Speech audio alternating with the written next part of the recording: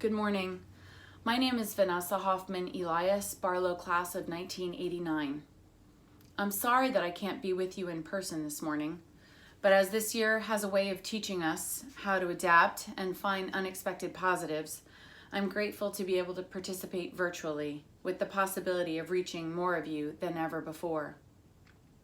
Thank you, Joel Barlow administration, for always holding space for this important and special award for humanity ceremony. I am honored to be part of it, and even more so this year, when so many ceremonies and remembrances have been canceled. There is no way for you students to know a world of pre-9/11, a marker, a dividing line of before and after realities. This is why it is so important that we pause today to remember all those lives taken, murdered on that horrific day. 19 years later, our nation is in crisis again. The unrelenting stress, uncertainty, and fear from the last 6 months have taken their toll on us. Our tolerance for those who don't think or do things the way we do has evaporated. We judge harshly and write words that we would never utter face to face.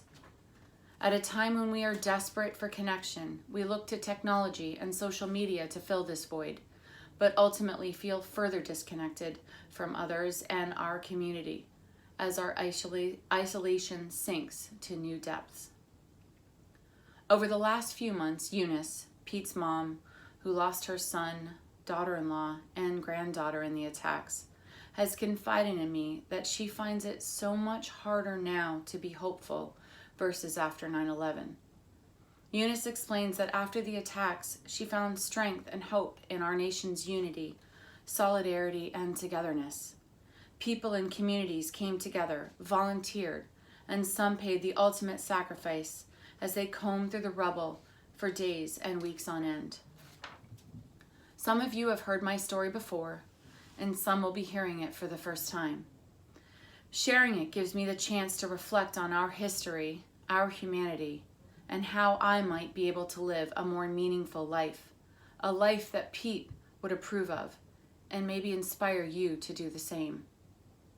I've had more experiences of terror than I'd like. My husband survived 9/11. My friend and his family were killed on 9/11. And 4 years ago, my brother survived the terrorist attack at the Brussels airport. I met Peter Burton Hanson, in the halls of Barlow back in 1985. I was a freshman and he was a junior.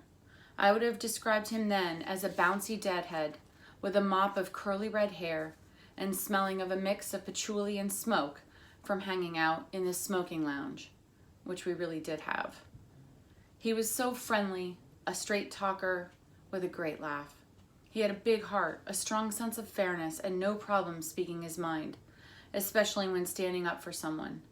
He was like a big brother to me, and he hated my music. Pete grew up outside the U.S. His life experience gave him a unique understanding and appreciation for the different ways of being and living in the world, and it helped make him the special person that he was. He questioned everything, stuck by his convictions, was true to himself, went after his passions, and always tried to lift people up. You could always count on him. He was not only open to different ideas and perspectives, but he embraced them as he understood the richness that it added to life. He would love a debate and understood that underneath it all, we were all humans doing the best we could. Pete and I kept in touch after graduation. He was at Northeastern and I was at BU. He took me to cool music shows like Thelonious Monk, sketchy and amazing jazz bars, and gave me cassette tapes of happy music because mine were alternative and depressing. My now husband, Eugene, and I continue to hang out with Pete and Sue at their place in Jamaica Plain, and we last saw Pete in San Francisco just 5 months before that September. For me, 9/11 has very conflicting emotions, both heartbreak and gratitude. My husband worked on the 64th floor of Tower 2. After a number of frantic, unsuccessful phone calls, I finally got a hold of him, and he explained it was the other building that had been hit. that he could see papers flying and debris burning, and that they had been told to stay in the building. That was before the time of texting, so I had to hang up with him and call my father-in-law back to let him know that his son was okay. While I was talking to his dad, I had the TV on, and I watched as another plane hit the other tower, just about halfway up, which looked to be around the 64th floor. And my terror started again. I had no idea who was on the plane. I waited and waited to hear from my husband, and after the longest hour or two of my life, I finally got his call that he had gotten out and was safe. As he was standing at the base of the buildings, he gave me a quick description of the horror, chaos, blood, and the people twirling to their deaths from the burning buildings as he looked on from where he stood. By then, I had a long list of family and friends to call back and update them, so we hung up again. A few seconds or maybe a minute later, I watched his ginormous, indestructible building collapse. I was again tortured with no word, thinking he was at the bottom of that pile of rubble and smoke. But finally, after another hour, I was lucky enough to get the call back from him that he was okay. He was stuck in the city for the night. As always, in and out of the city were closed, but he was alive. A couple hours later, that very same day, on September 11th, I got a package from our friends Pete and Sue, a baby gift for our 6-week-old baby girl. I wouldn't open it because I wanted my husband there with me, so I waited until Eugene got home the next day. We opened up the package and the sweet card, having no idea. We didn't have cable, and most of the TV stations were out because of the tower's collapse, and we only had reception for one channel from New York or New Jersey, and eventually turned it off. It was too much to bear to see all the photos, signs, and candles and desperate attempts of people trying to find their loved ones. It wasn't until a few days later, after we had escaped to Vermont, when I got the phone call from my mom. "Vanessa, honey, I have to tell you something. You knew someone on that plane. It was Pete, his wife, and little Christine." My own scream still haunts me. The plane that had hit my husband's building was carrying Pete, Sue, and little Christine. It's so personal and painful for so many of us that lived through 9/11 that we don't talk about it, or when we do, it feels wrong, as if we're bragging about our connection to this historical event. But for us, it's not some page in a history book or a news clip. It was a pivotal day in our lives, in the world, a marker in time of pre- and post 9/11 life. As painful as it is, I have a responsibility to share.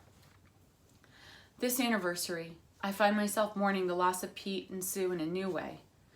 Pete not only tolerated differences of opinion and thought, he embraced them.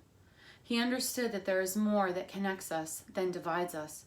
He made our world a better place, and if Pete were here now, that's exactly what he would be doing. Relationships and community were most important to him, and he connected with people of all walks of life and groups. Today marks exactly 6 months to the day, March 11th, of the last day of regular school and regular life for so many of us as the coronavirus pandemic hit our area. This is a marker in your lives of pre- and post-COVID life. What will you learn? How will it change you? Since connection is the cornerstone of human happiness, how will you connect with others? Really connect. Pete was only wrong about one thing. In his emails to me in the weeks prior to 9/11, we were trying to set up a time when we could get together, and he said, "Settle in. You're a new mom. Don't worry, we'll have time." We never got the time. Age is a privilege that not all of us get. Don't squander your time. Live with purpose. Find meaning. Reflect. Know yourself. And live authentically. What you do and say matters. My story of Pete will never change. We will never have a chance to have more stories or make more memories. Your story is still in the making. Relationships and connection with others are what give life meaning. Pete made the world a better place. Now it's your turn. Thank you.